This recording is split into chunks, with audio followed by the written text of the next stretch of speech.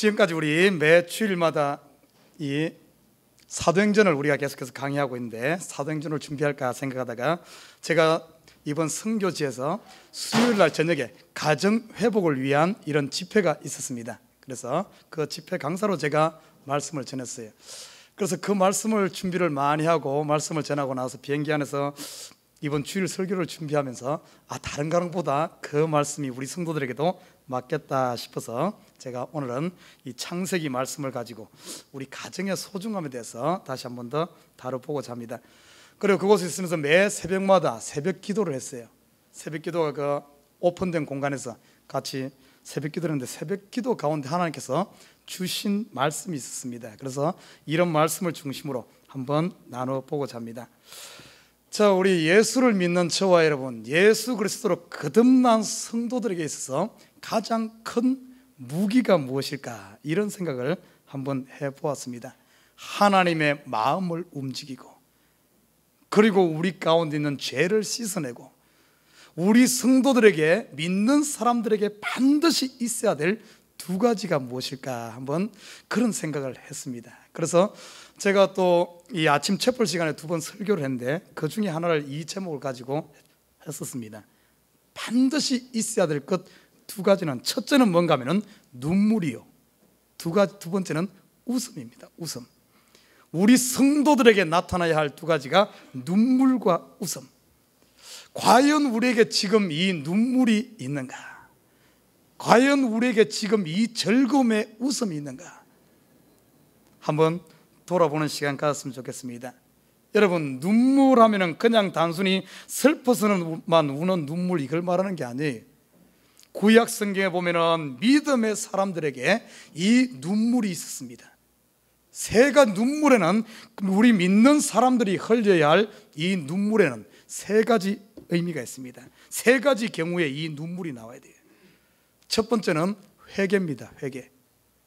구약의 이스라엘 백성들이 민족적으로 회개운동도 일어난 경험이 있었고, 여러분 잘 아는 다윗도 자기의 죄를 깨달았을 때 그에게 나타난 반응이 통곡하며 하나님 앞에서 눈물을 흘린 이 사실을 보게 됩니다.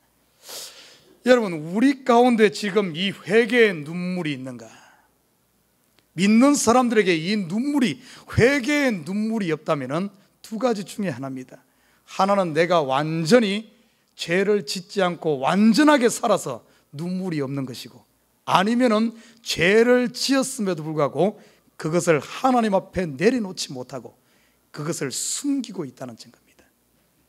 다윗도 보십시오. 그 큰 범죄, 우리아의 아내를 범하고 그 남편을 죽이고 나서 1년 가까이 그의 눈에서 눈물이 없었습니다. 왜 그랬습니까? 그 죄를 꼭꼭 숨겼기 때문에. 눈물이 없으니까 그 마음은 완악해지는 거예요. 그러나 하나님께서는 나단 선지자를 보내 다윗의 그 죄를 지적하고, 다윗이 그 죄에 대해서 자각을 하면서 자기의 죄를 깨닫고 그것을 알았을 때 그에게 이 눈에서는 눈물이 폭포수가 흘러나는, 그래서 이 눈물로 침상을 적시는 이런 역사가 일어났습니다. 여러분, 다윗 시대보다 이 시대 우리 성도들의 삶이 정말 어떻게 보면 더 많이 죄에 대해서 노출되어 있습니다. 그럼에도 불구하고 우리 눈에 눈물이 없다는 것은 결국에는 그 죄를 그냥 내가 숨기고 있다는 증거밖에 되지 않는다는 사실입니다. 나는 우리 성도들의 눈에 눈물이 있길 바랍니다. 죄에 대해서 아파하며 하나님 앞에 통곡하는 이 눈물, 다윗의 눈물을 보고 하나님께서는 그의 죄를 동에서 썩어먹은 것처럼 깨끗이 씻어준 사실을 보게 됩니다. 새롭게 되어지는 것이죠. 이 시대에 우리의 눈에 눈물이 있을 때 우리 마음은 항상 정결하게 깨끗하게 유지되는 줄 믿습니다. 두 번째는 어떤 경우에 눈물이 있는가? 성경에 보면은 감동이 있을 때 눈물이 있어요. 감동이 있을 때 하나님의 은혜가 임하고 하나님을 찬양하면서 이스라엘 백성들이 해방돼서 포로에서 돌아올 때 그들이 그냥 있지 않았습니다. 눈물을 흘리면서 하나님 앞에 감격하면서 하나님을 찬송한 이 모습을 보게 됩니다. 그래서 시편에 보면 성전에 올라가는 노래들이 전부 눈물의 노래예요. 감동의. 여러분, 이 시대에 감동해서 하나님 앞에 눈물을 흘립니까? 이 감동이 없다는 것은 우리 마음이 메말랐다는 증거입니다. 이 감동할 수 있는 사람은 우리 마음이 지금 옥토라는 증거예요. 우리 성도들 가운데 감동을 잘하는 분이 있어요. 이번에 선교팀 갔던 우리 방금 기도한 안병철 집사님, 참 순수하시고 부러워요. 그 마음이.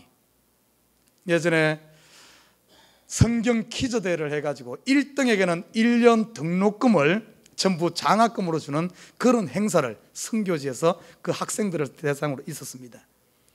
그때 많은 학생들이 참여해서 일단 한 문제라도 틀리면 탈락하는 거예요.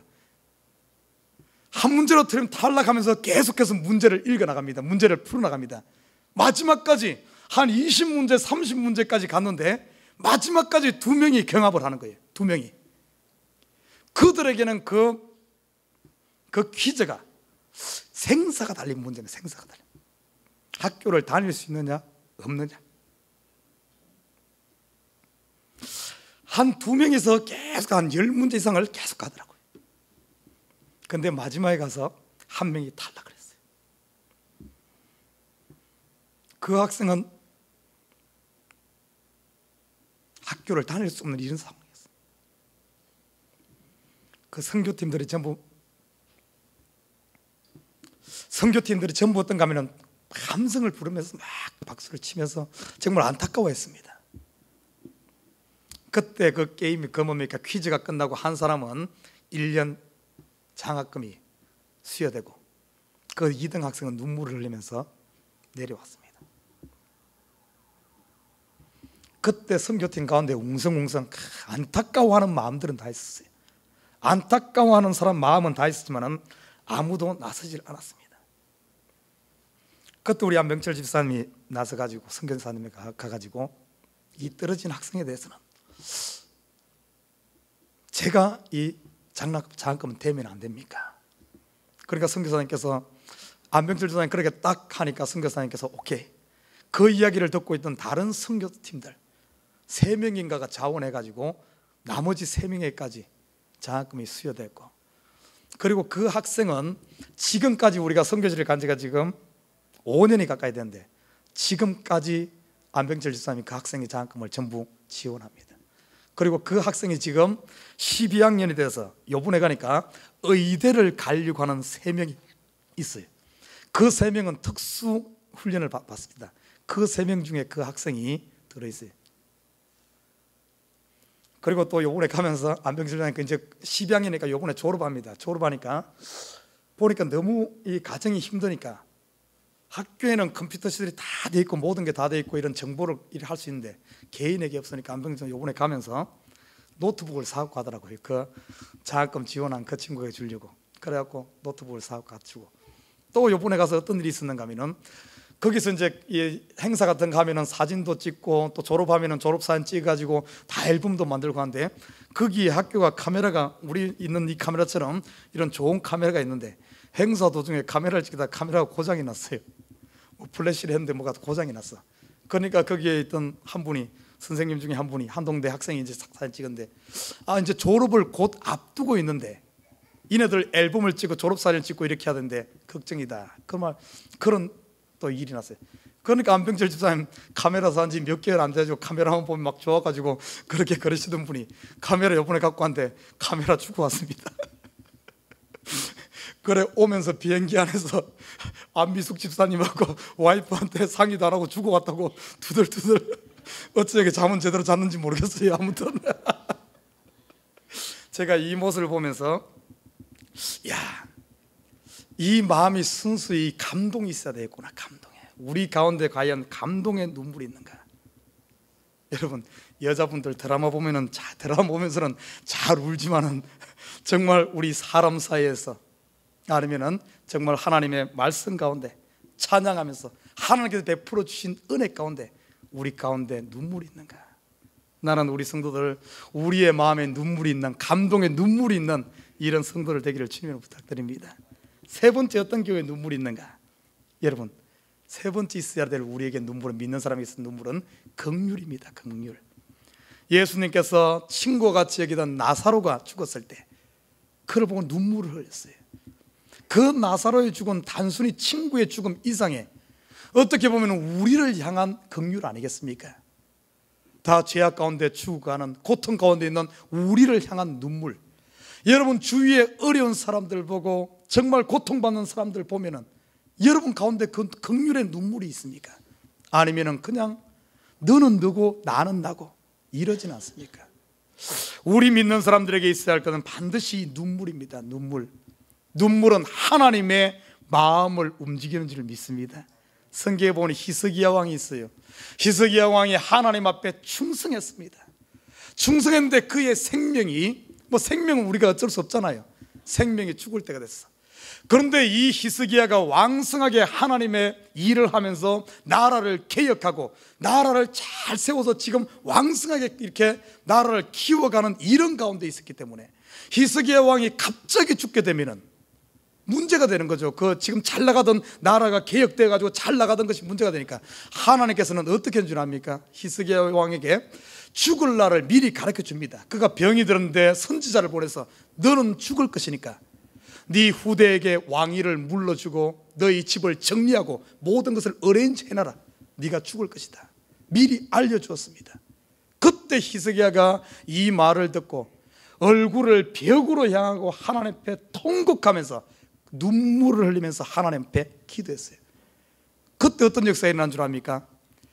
하나님께서 죽음이 결정된 이 히스기야의 생명이 15년이 연장되어지는 이런 역사가 일어났습니다.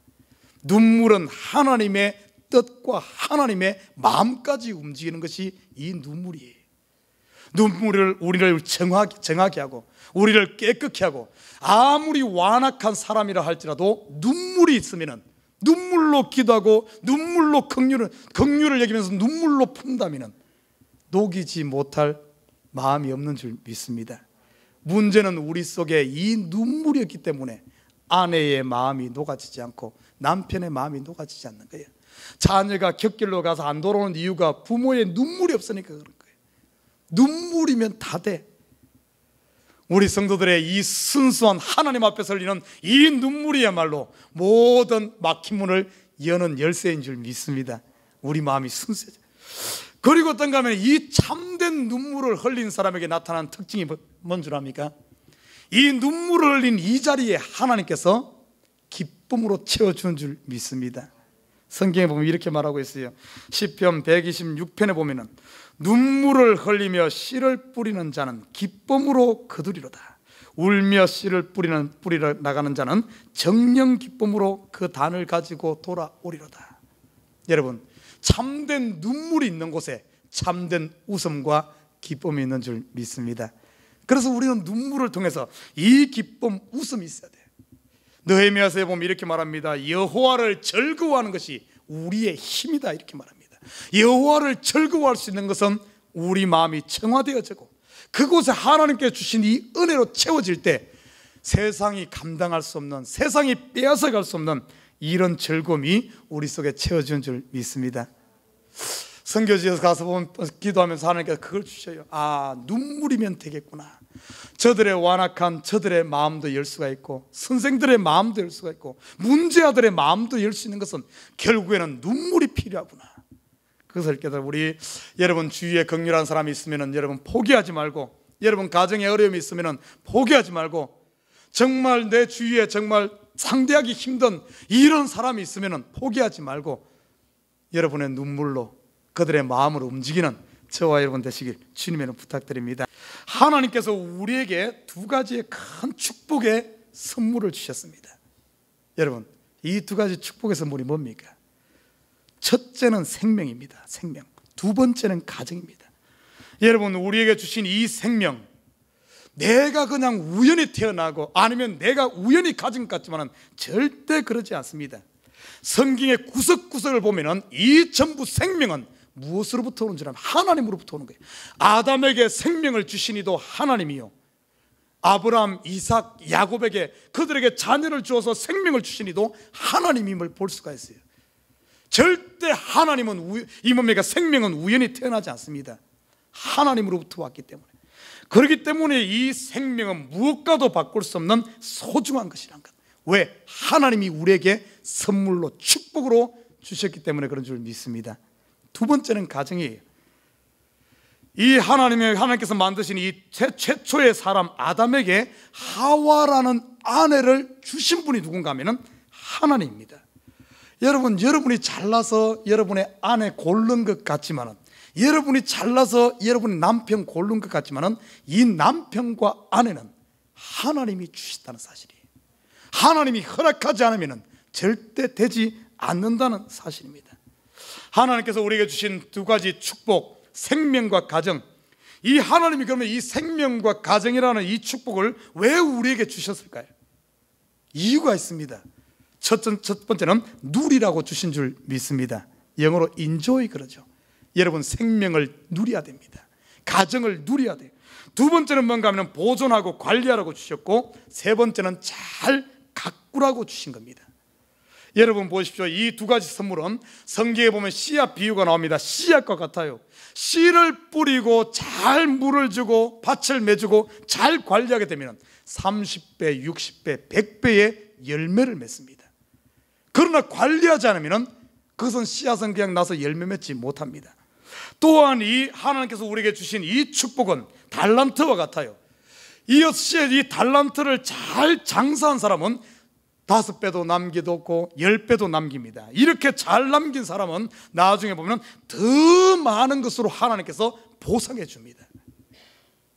이 생명과 가정, 여러분, 하나님께서 주신 이것을 어떻게 해야 될까요? 먼저 생명, 하나님께서 우리에게 축복으로 주신 이 생명 누리는 것, 생명을 누리는 것은 어떻게 하면 우리가 생명을 누릴 수 있을까요?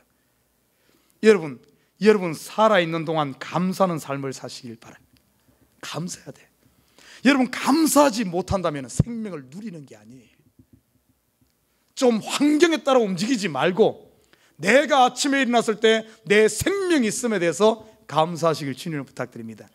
그러면 그 생명을, 두 번째는 하나님께서 주신 우리 생명을 즐거워하는 겁니다. 즐거워하는 것. 그리고 하나님께서 주신 이 축복인 생명을 가꾸는 것은 어떻게 가꾸는 줄 압니까? 잘 가꾸게 되면 그것이 열매를 맺어서 또 내년에 씨앗을 뿌려서 계속해서 이어집니다. 우리 생명을 잘 가꾸는 길은 다른 길이 없어요. 어떻게 하면 우리 생명이 영원하도록 이것이 열매 맺으면서 영생하게 할 수 있을까요? 생명을 가꾸는 길은 예수 믿는 길입니다. 예수 그리스도를 나의 주인으로, 나의 왕으로, 나의 구세주로 영접하게 되면 여러분의 생명이 시드는 것이 아니라 영원토록 이어지는 줄 믿습니다. 영생하는 거예요. 자, 그러면 오늘 이 시간에는 두 번째 축복인 선물인 이 가정에 대해서 좀 한번 살펴보십시다. 여러분, 가정은 성경에 보면은 에덴 동산과 비교됩니다. 에덴 동산, 영어로 뭐라 그러죠? The Garden of Eden 그럽니까? 그거는 그냥 직역한 거고, 에덴 동산을 다른 말로 표현하면, 영어로 말하면 파라다이스입니다. 파라다이스, 천국입니다. 천국의 모델이 에덴 동산이에요. 이 땅에 하나님께서 우리에게 가정을 주신 거예요. 이 가정은 천국의 모델입니다. 그래서 예수님께서 우리의 이 하나님과 우리 관계를 이야기할 때 가정을 들어서 이야기하잖아요. 아버지와 아들, 남편과 아내, 가정을 들어서 이야기하잖아요. 이 가정은 결국에 뭔가 하면은 에덴 동산과 같은 것이에요. 여러분 한번 보십시오. 에덴 동산에서는 어떤 일이 일어났습니까? 에덴 동산에서 4개의 큰 강줄기가 흘러내리죠. 여러분 혹시 기억하는지 모르겠네요. 에덴 동산에서 흘러내리는 4개의 강 이름, 첫째는 뭐죠? 한번 성경 한번 찾아보십시다. 창세기 2장 10절부터 보면은 에덴에서 흘러내리는 4개의 큰 강이 있습니다. 10절에 보면 2장 10절에 이렇게 말합니다. 강이 에덴에서 발원하여 동산을 적시고 거기서부터 갈라져 4 근원이 되었으니 첫째의 이름은 비손이라. 금이 있는 하윌라 온 땅에 둘렀으며 그 땅의 금은 정금이요 그것은 베들리엄과 호마노도 있으며 둘째 강의 이름은 기혼이라. 구스 온 땅에 둘렸고 셋째 강의 이름은 히데겔이라. 아스로 동편으로 흐르며 넷째 강은 유브라데더라. 여러분, 지금 고고학적으로 히데겔 강은 티그리스 강입니다. 유브라데는 유프라테스 강입니다. 그러나 앞에 있는 두 강은 정확한 위치를 모릅니다. 아무튼 이 에덴에서 흘러내린 이 네 개의 큰 강줄기가 있어요. 여러분 보십시오. 에스겔서에 보면은 성전에서 이 강이 물줄기가 흘러내서 큰 강을 이룹니다. 이 물줄기를 통해서 강이 흘러가는 곳마다 어떤 역사가 일어난 줄 압니까? 강이 흐르는 곳마다 강가에는 나무가 세워지고 나무가 자라고 어부들이 몰려들고 마을이 생기며 도시가 생깁니다. 그래서 세계 4대 문명도 강을 중심으로 형성되잖아요. 그래서 이 물이란 것은 무엇을 말하는가 하면 물은 곧 생명이요 풍요를 상징합니다. 에덴에서 이 큰 강이 4개 흘렀어. 이 말은 4개란 말은 사는 동서남북 사방을 의미하고 사면 전체를 의미하는 것이 이 사라는 숫자입니다. 성경 숫자. 그러면 에덴에서부터 모든 생명과 풍요와 모든 것이 흘러내린 것을 이야기합니다. 여러분 마찬가지로 가정도 어떤가 하면 가정은 에덴과 비교될 수 있는데 이 가정으로부터 우리 사람이 살아가는 모든 풍요와 행복의 물줄기가 가정으로부터 시작된다는 사실을 알아야 됩니다. 에덴에서 4개의 강줄기를 통해 온 지면을 적시며 살리듯이 사람은 가정으로부터, 여러분 전부 이 땅에 있는 여러분 가정으로부터 다 태어난 거예요. 여러분이 누군가로 가정, 남자와 여자로부터 가정으로부터 출발한 겁니다. 여러분의 생명이 시작되고. 그래서 이 시간 가정에, 이 가정으로부터 흘러내리는 4개의 강줄기는 과연 어떤 것일까? 첫째, 가정에서 흘러내리는 강줄기는, 축복의 강줄기는 사랑의 강입니다. 사랑의 강. 가정으로부터 사랑이 출발해요. 남편과 아내의 사랑. 이 사랑은 어떤 부하보다도 값집니다. 부모와 자녀 간의 사랑, 이거는 생명보다도 더 귀해. 이 가정의 사랑의 물줄기가 흘러내리는 가정에서는 하나님의 사랑을 이해하고 깨닫는 키가 됩니다. 나는 우리 에버그린 모든 식구들의 가정에 이 사랑의 강이 철철 흘러넘치시기를 주님으로 부탁드립니다. 이게 있어야 돼요. 두 번째 흘러내리는 가정에서 나오는 강, 치료와 회복의 물줄기입니다. 여러분 보십시오. 일터에서 지친 남편이, 일터에서 지친 아내가, 학교에서 공부하느라 스트레스 받은 아이가, 이 가정이 뭐기에 집에만 와서 부모하고 같이 첫 식사하고 자고 나면 아무리 힘들어도 그것이 다 치유되어지고 또 아침에 일어나서 일터로 향하고 학교로 향하고 삶의 터전을 향해서 하루를 그들이 또 살아내는 거예요. 이 가정이 뭐기로? 영적으로 보면 이 가정이야말로, 건강한 가정이야말로 만병통치약인 줄 믿습니다. 여러분 영양제 먹을 생각하지 말고 가정 잘 가꿔요. 가정. 여기서 치료와 회복의 물줄기가 솟아난다는 사실. 세 번째 흘러내리는 것은 화목과 용서의 강줄기가 이 가정에서부터 출발합니다. 가정에서는 모든 허물이 감춰지고 감싸집니다. 여러분 가정의 부모가 이런 자녀의 허물을 감싸고 남편의 허물을 감싸고 막 긁어부스럼 만들고 이러지 않고 감싸게 되면 자녀들이 그걸 배웁니다. 그런 가정에서 자란 아이는 어떤가 하면 이해의 폭이 넓어져. 인간관계에서 굉장히 인격적으로 건강히 커서 폭이 넓어집니다. 인격이 좋은 인격을 형성하게 돼요. 이 가정에는 화목과 용서가 있어야 돼요. 이 강줄기가 가정에서 흘러내린 거예요. 여러분 가정 보십시다. 여러분 가정에 이 강이 처음에는 적게 시작했지만 큰 강을 이루어서 철철 흘러넘칩니까? 아멘이면 말라 비틀어져 가는 그런 강줄기가 있지는 않습니까? 우리 회복해야 될 줄 믿습니다. 네 번째 흘러내리는 것은 안식의 물줄기입니다. 안식의 물줄기. 가정에는 안식이 있어요. 쉼이 있어요. 그래서 새로운 힘이 충전되는 줄 믿습니다. 에덴에서 큰 강 4개가 흘러냈듯이 우리 인생의 모든 축복은 전부 어디로부터 흘러내는가 하면 행복은 가정으로부터 출발한다는 사실. 자, 그러면 우리의 인생을 풍요롭고 행복하게 하는 모든 좋은 열매가 이 가정으로부터 출발하는데, 어떻게 하면 하나님께서 주신 이 가정, 축복의 이 가정을 정말 어떻게 보면 잘 가꾸면서 잘 관리할 수 있을까? 제가 말했죠. 하나님께서 주신 축복은 첫째는 누리고, 두 번째는 관리하고, 세 번째는 어떤가 하면 가꾸어야 합니다. 이것이 우리가 해야 될 사명이에요. 이 가정도 똑같습니다. 건강한 가정, 건강한 어떤 행복한 가정은 어떻게 하면 이룰 수 있는가? 첫째는, 여러분 아래 첫째는 보면은 이 모든 것들이 가정의 아내도 남편도 자녀도 이것이 전부 하나님으로부터 왔다는 사실을 알아야 됩니다. 그래서 가정의 중심은 하나님 중심이 되어야 될 줄 믿습니다. 제가 서두 이야기해 보십시오. 아담이 홀로 있었는데 하와라는 아내를 아담에게로 이끌어 아담의 아내로 주신 분이 누군가 하면 오늘 본문에 보면 하나님입니다. 마찬가지로 자녀를 주신 분도 그래요. 시편 127편 3편 자식은 여호와의 주신 기업이요 태의 열매는 그의 상급이요. 자식도 내가 놓은 것 같지만 그러지 않아요. 하나님께서 주셨어요.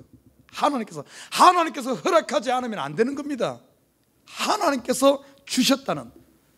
그래서 자녀를 양육하고 아내와 남편 부부관계를 하는 데 있어도 내 식으로 하면 안 돼요. 하나님이 주신 청지기적인 이런 마인드를 가지고 하나님께서 주신 이 사명을 가지고 남편은 아내에게, 아내는 남편에게, 부모는 자식에게 해야 될 줄 믿습니다. 이게 성경의 원래. 그래야만 이 가정에서 네 개의 풍성한 강줄기가 마르지 않고 흘러내리는 거예요. 하나님 중심이 가정에 돼야 됩니다.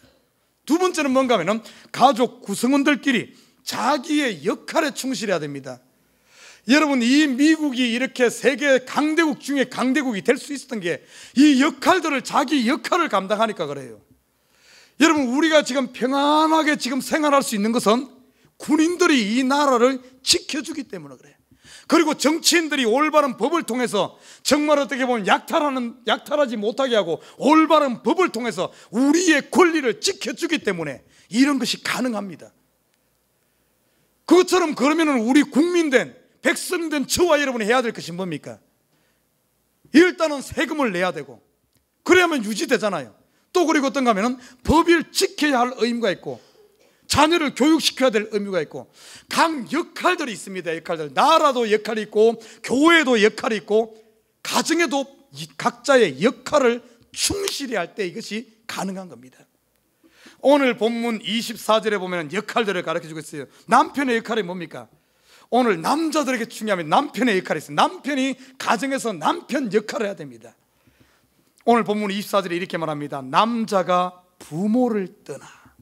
여러분, 우리 좀 여기서 보면 헷갈릴 거예요. 아니, 우리 결혼하면 여자가 부모를 떠나 남자 집으로 오는데 성경은 뭐라고 말하고 있는가 하면 남자가 부모를 떠나 이렇게 말하고 있어요. 이것은 단순히 눈에 보이는 이 의미가 아니라 더 영적인 의미입니다. 남자가 부모를 떠난다는 말은 어떤 의미일까요? 독립한다는 말입니다. 독립. 홀로 서게 한다는 거예요. 독립. 가정을 이루기 위해서는 부모를 떠나 홀로 서게 하는 거예요. 독립한다는 의미입니다. 여러분, 독립에는 반드시 있어야 되는 것인데 뭐죠? 책임입니다. 책임.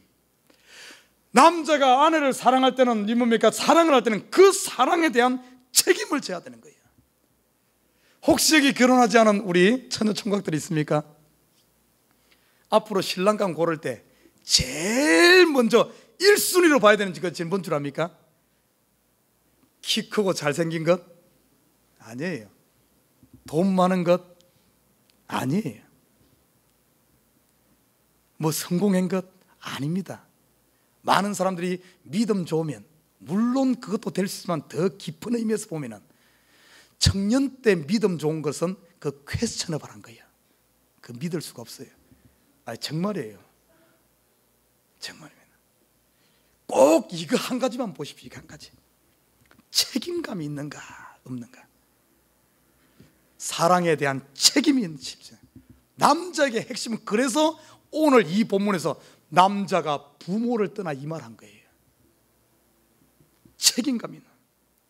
성경에서는 그럼 어떻게 책임을 져요? 그리스도께서 성경에 이렇게 말합니다. 그리스도께서 신부된 교회를 위해 생명을 주심같이. 다시 말해 책임을 지는데 어떻게 책임을 지는가 하면 목숨 걸고 책임을 져야 돼. 목숨 걸고. 사랑하는 에버그린 남편들이여, 목숨 걸고 책임지시길 주님을 부탁드립니다. 이게 성경이 남편들에게 가르쳐 주는 거예요. 그러면 아내에게 주어진 역할은 무엇인가? 아내는 성경에 보면 창세기 뭐라고 돕는 배필이라 그러죠. 돕는 배필. 이 돕는 배필이란 말은 이 남편의 뭔가 약점이 있고 부족한 부분이 있다는 거예요. 그러지 않으면 도울 필요가 없죠. 남자가 부족하고 부족한 부분을 채워주기 위해서 아내가 있는데, 남자의 가장 약한 부분이 무엇일 것 같습니까? 잘 알아야 돼요. 우리 아내들 이것을 여자들이 잘 몰라. 그러다 보니까 이게 문제가 생겨. 남자의 가장 약한 부분, 우리말에 그런 말이 있어요. 남자는 자기를 알아주는 사람을 위해 목숨을 바친다. 맞아요. 남자는 자기 알아주면은 그냥 목숨 걸어버립니다. 전쟁에서는 상관이 자기를 알아주면은, 직장에서는 상사가 알아주면은, 자기를 알아주면은, 깡패 세계에서는 보스가 자기를 알아주면은 그냥 칼 맞는 거예요. 그 말은 다른 말로 표현하면 남자의 가장 약한 부분은 인정받고 싶어요. 누군가에서 인정받고. 저는 자녀를 키우면서 우리 아들들을 보니까 그래, 나한테 인정받고 싶어가지고 온갖 데다 인정받고 싶어요. 남자의 가장 약점은, 약한 부분은 인정받고 싶어요. 그러면 아내가 해야 될 일이 뭐겠습니까? 아내의 최고의 역할, 여자의 최고의 역할은 뭔가 하면 남편을 인정해 주는 거예요. 딴 거 없어요. 밥 잘해주는 것도 중요하지만 밥 잘해주는 것보다 더 중요한 것이 당신이 최고여 하는 말 한마디가 진수성찬보다 더 귀한 줄 믿습니다. 아멘 안 하네. 이거는 진리라니까요. 남편을 인정을 안 해주니까 맨날 부부싸움이 나고 바가지가 긁히는 거예요. 싸움이 나는 거예요. 여러분, 남자의 약점은 남자는 인정받고 싶어요. 그래서 아내가 남편을 인정해주면 남편은 목숨 거는 겁니다. 여러분, 좀 남편이 돈 못 벌어와도, 좀 못나도, 좀 성공 못해도, 우리 지금 부부간에 앉아신 분 계신데 한번 좀 약간 부끄럽지만은 한번 따라 해봅니다. 자, 우리 아내들이 이렇게 말합니다. 당신이 최고야. 야, 이게 전부 경상도 사람만 있나? 어떻게 경상도 사람만 있는 것 같아. 보니까 전라도도 있고 서울에서 왔는데 아무도 말. 이렇게 인정해야 됩니다. 우리 한번 큰 소리를 하면 좀 부끄러우니까 좀 작은 소리라도 한번 해봐요. 귀에다 대고. 당신이 최고야. 좀 이번엔 좀 조금 덜 부끄러운 이야기 한 번 더 고백합시다. 당신만 있으면 돼. 한번 해봐요. 당신만 있으면 돼. 아, 당신 갖고 안 되는 갑네. 돈도 있어야 되고. 그러니까 이 가정이 여러 가지 문제가 생기는 거예요. 여러분, 아내들이요, 다른 거 아닙니다. 남자는 인정해주면은 남자한테 그게 아내가 해야 될 부족함 돕는 배필이에요. 나는 우리 아내들이 남자의 길을 세워주기를, 칭찬해주고 길을 세워주는 우리 아내들 되기를 바랍니다. 그리고 세 번째는 뭔가 하면 자녀의 역할이 있어요. 자녀의 역할에 대한 성경이 이렇게 말합니다. 내 부모를 주 안에서 공경하라. 여러분, 부모는 벌써 자녀들의 그 길을 살아본 사람들이에요. 그 길을 걸어와 봤어. 다 압니다. 어떻게 살아야 되는가를 알아. 그래서 그런 삶을 살아라고 먼저 걸어왔기 때문에 그 길을 자녀들에게 가르쳐 주는 겁니다. 자녀들은 그 길을, 인생의 길을 걸어보지 않았어. 그러니까 자기 멋대로 하려고 해. 선배의 말을 들어야 됩니다. 그래서 부모가 말을 하면은 자녀는 부모의 말을 들어야 돼. 그래서 내 부모를 공경하라, 내 부모에 순종하라, 이렇게 말하는 겁니다.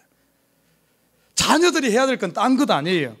부모가 공부 열심히 하라. 왜 공부하라 그러겠어요? 공부하면 그걸 통해서 앞으로 네 인생길에서 잘 준비되어서 경기에 나가야만 승리할 수 있고, 잘 준비되어서 전쟁에 나가야만 전쟁에 살아남을 수가 있기 때문에 미리 준비하는 건, 공부하는 건 준비하는 것 아닙니까? 그래서 하라 그런 것 아니겠어요? 자녀들이 없어서 그런데, 여러분, 자녀들의 역할은 집에서 부모 말 잘 듣고 공부 열심히 하면 되는 거예요. 그렇게 해야 됩니다. 가정에서 이런 역할들이 잘 감당되어질 때 가정이 견고하게, 행복하게, 건강하게 서는 줄 믿습니다.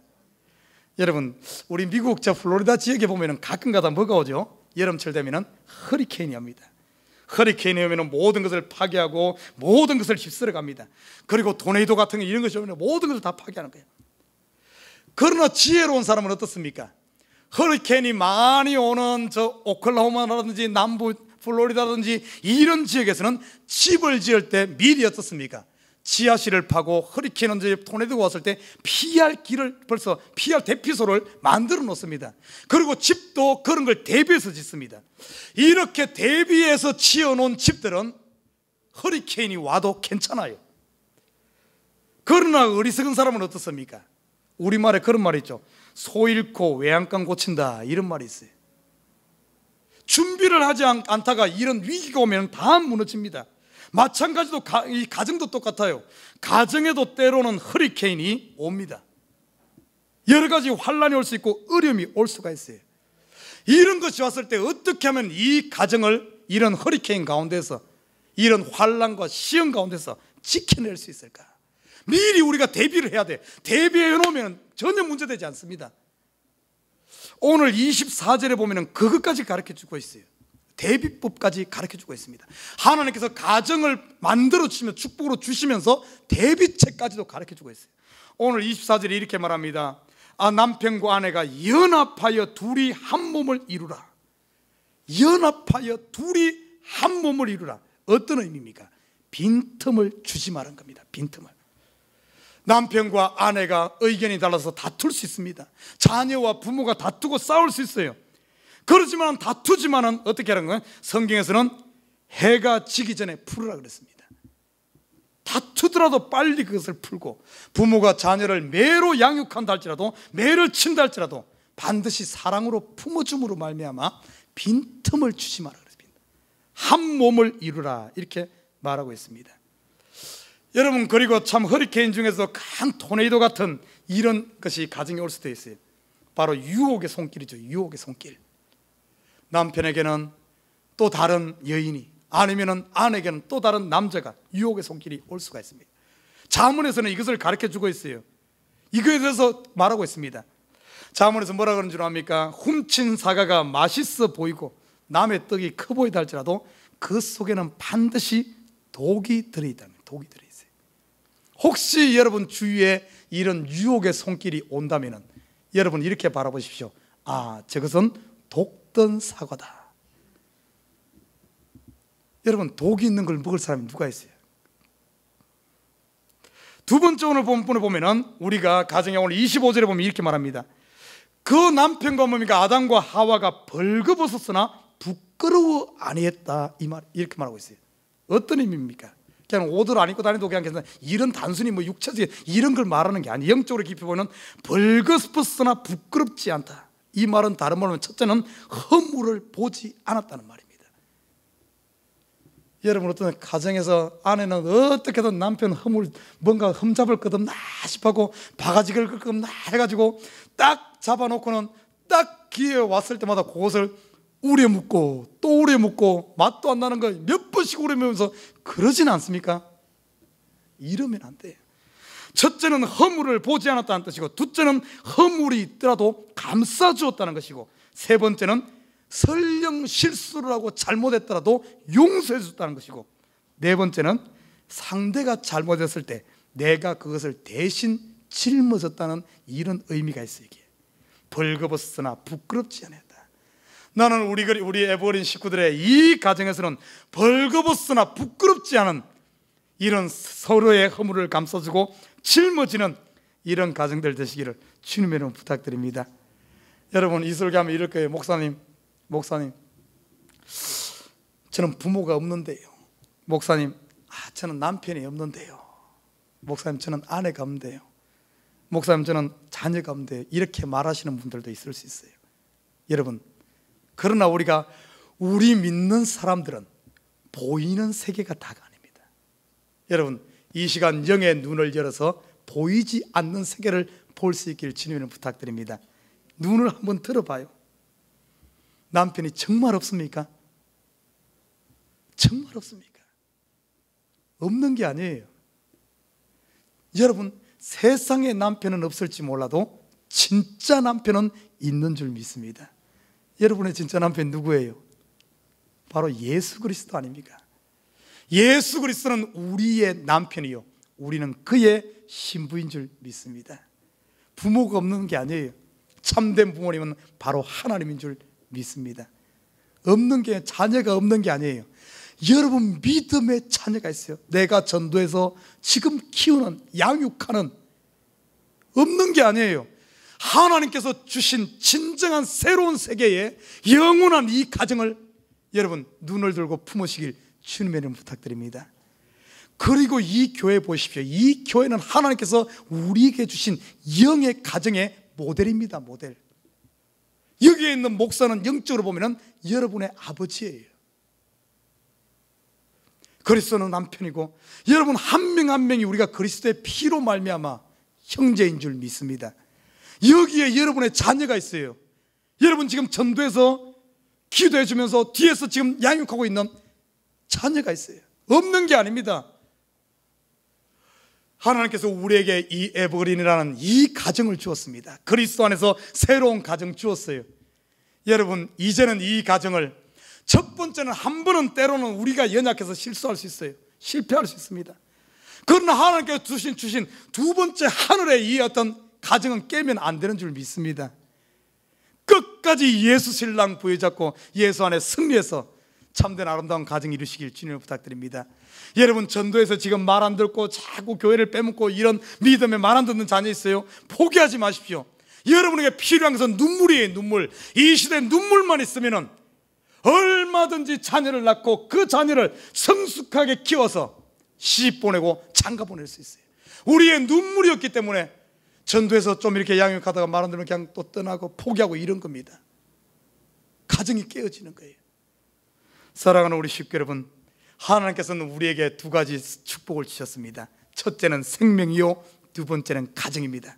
여러분 이 땅에 있는 가정, 하나님께서 영적으로 맺어준 이 교회 가정, 그리스도 안의 가정 잘 가꾸고 믿음이 장성한 분량에 이르러서 참으로 하나님 앞에 상 받는 저와 여러분 되시기를 주님의 이름으로 부탁드립니다.